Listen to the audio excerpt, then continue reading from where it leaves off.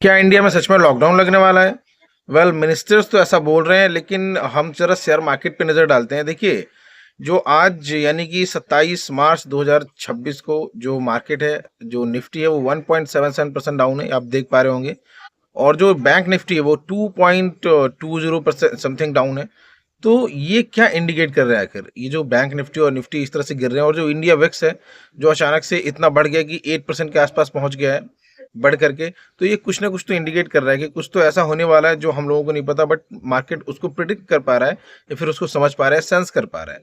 देखिए, प्रॉब्लम्स बहुत सारी चल रही हैं, ठीक है। अमेरिका जो है लगातार इसराइल के साथ मिलकर के ईरान पर दबाव बना रहा है, ठीक है, अटैक्स कर रहे हैं।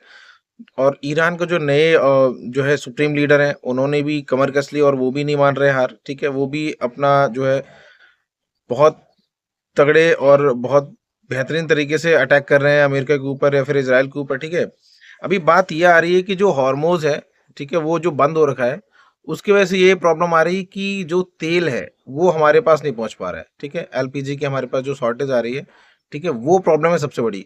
और इसकी वजह से कि जो गैस है सप्लाई वो रुक रही है, फिर जो एलपीजी नहीं पहुंच पा रही है, इसकी वजह से क्या होगा कि हर एक चीज़ महंगी होती है। जैसे कि क्योंकि हर एक चीज़ ट्रांसपोर्ट के थ्रू ही पहुंचती है जो एंड कंज्यूमर है उसके पास, चाहे वो मार्केट में जो हम लोग कुछ कोई चीज़ परचेज करते हैं, वो सब ट्रांसपोर्ट होकर के पहुंचती है, ठीक है।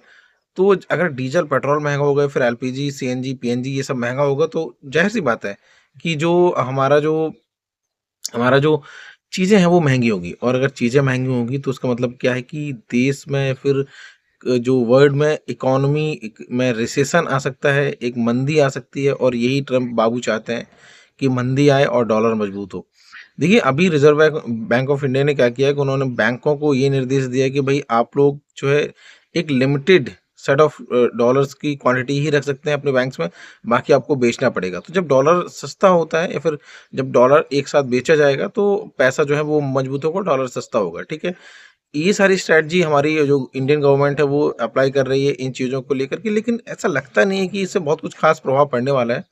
क्योंकि जो डॉलर है वो लगातार मजबूत होता जा रहा है और रुपया लगातार गिरता जा रहा है। अभी देखिए, जो ईरान है, ठीक है, उसने हॉर्मोज बंद कर दिया, अपना जो बंदरगाह है, ठीक है, जिस या फिर वो ये बोल रहा है कि भाई आप हमारी करेंसी में ट्रेड कीजिए। अगर आपने जो ऑयल लेकर के जा रहे हैं हमारी करेंसी से लेकर जा रहे हैं, तब तो ठीक है, हम आपको जाने देंगे। और अगर आप हमारी करेंसी के थ्रू लेकर के नहीं जा रहे हैं, तो हम आपको जाने नहीं देंगे, ठीक है। और वो अटैक भी कर रहे हैं, बहुत सारे शिप्स के ऊपर उन्होंने अटैक भी किए हैं। एक जो अटैक अभी रिसेंटली किया है, जिसमें एक इंडियन था, एक इंडियन क्रू मेंबर भी था, वो भी मारे गए हैं, ठीक है। तो बहुत सारी चीज़ें चल रही हैं वर्ल्ड में भाई। और अभी तो फिलहाल अगर हमारा ऑयल या फिर ये चीज़ें महंगी होती हैं, तो रिसेशन तो बहुत ज़्यादा दूर नहीं है। और मार्केट भी वही प्रिडिक्ट कर रहा है, ठीक है, कि क्या लॉकडाउन इंडिया में सच में लग सकता है या फिर लगने वाला है। क्योंकि इंडियन गवर्नमेंट के हिसाब से तो लॉकडाउन नहीं लगेगा, क्योंकि उनके पास पर्याप्त तेल है, पर्याप्त सीएनजी पीएनजी है। लेकिन आप रियलिटी देखते हैं, जब जब आप सूरत में जाते हैं, वहां पर लंबी लंबी लाइनें लगी हैं पेट्रोल पंप्स में। या फिर जो रेस्टोरेंट बंद हो रहे हैं सीपी में, कनॉट प्लेस में, दिल्ली में बहुत सारे ऐसे रेस्टोरेंट हैं जो बंद हो रहे हैं। छोटे जो वेंडर हैं जो स्ट्रीट फूड लगाते हैं, का काम करते हैं, वो भी जो है कि बंद करके जा रहे हैं अपने गाँव, बिहार, यूपी या फिर एमपी में। तो ऐसी बहुत सारी चीज़ें चल रही हैं मार्केट में, जो कि देख कर के लगता है कि नहीं, कुछ तो गड़बड़ है, ठीक है। तो सरकार चाहे कुछ भी बोले, लेकिन जो एक्चुअल रियलिटी है वो हमें समझनी पड़ेगी कि एक्चुअल में क्या चल रहा है आखिरकार, ठीक है। सरकार तो देखिए दावा करती है कि भई हमारे पास इतना डीज़ल है, इतना इतना पेट्रोल है, हमारे पास कोई क्राइसिस नहीं है ये वो। बट रियलिटी अगर आप देखेंगे तो कुछ और ही है। क्योंकि लोग बाग अपना बिज़नेस या फिर धंधा, छोटा धंधा है, वो बंद कर रहे हैं, रेस्टोरेंट बंद हो रहे हैं। और सरकार ने ये भी बोला कि पहले हम किचन में जो है कि सीएनजी पीएनजी को इसकी सप्लाई हम बढ़ाते रहेंगे। अगर बिजनेस बंद होते हैं, थोड़ा बहुत चोट लगती है उनमें, तो लगने दें। क्योंकि जो आम आदमी की किचन में सिलेंडर या फिर एलपीजी पीएनजी पहुंचना बहुत ज़रूरी है। लेकिन आखिर सरकार ऐसा क्यों कर रही है? क्योंकि चाइना को तो पूरा ऑयल मिल रहा है, ठीक है। और ईरान बिल्कुल उनको सप्लाई दे रहा है। रसिया, अभी अभी खबर रिसेंटली आ रही है, अभी पिछले दिन में ये खबर आई कि रसिया भी बोल रहा है कि हम एक्सपोर्ट बंद करेंगे ऑयल का। तो अगर रसिया भी एक्सपोर्ट बंद कर देता है, तो गवर्नमेंट क्या करेगी आखिरकार? मतलब क्या कर सकते हैं? क्योंकि अगर आप बोल रहे हो कि हमारे पास इनफ ऑयल है, इनफ हमारे पास जो है पर्याप्त स्टोरेज है, लेकिन वो कितने दिन चलेगा? हो सकता है आगे सिचुएशन और टफ हो जाए और क्रिटिकल हो जाए।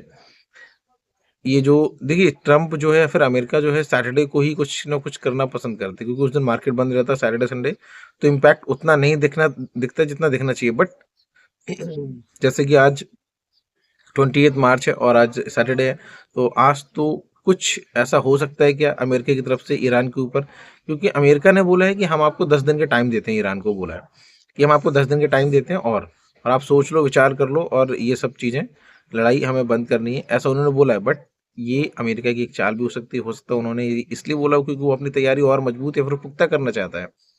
उन्होंने कुछ अपने ऐसे हो सकते है कि कुछ ऐसे प्लान्स तैयार कर रहा हो इसी 10 दिन में, कि अगर हम 10 दिन के टाइम भी देते हैं और इसी बहाने हमारी तैयारी भी हो जाएगी, और ईरान तो ऐसे मानने वाला है नहीं। उन्होंने अपने पॉइंटर्स दिए थे अमेरिका ने पाकिस्तान के थ्रू, जो कि ईरान ने मना कर दिया है, और ईरान ने अपने कुछ पॉइंटर्स दिए हैं 5 कि भाई आप इन बातों को मानिए। तो ये सब चल रहा है, और अमेरिका या फिर जो ट्रम्प है वो सैटरडे को ही कुछ ना कुछ करना पसंद करते हैं।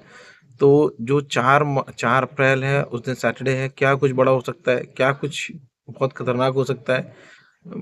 क्योंकि कोई भी पीछे हटने को रेडी नहीं है, कोई भी अपना जो है कि ईगो हर्ट नहीं करना चाहता, ठीक है, इस टाइम पर। और जो ईरान को सपोर्ट चाइना का है, रसिया का भी है, और अमेरिका और इसराइल एक तरफ है, तो सिचुएशन बहुत क्रिटिकल है।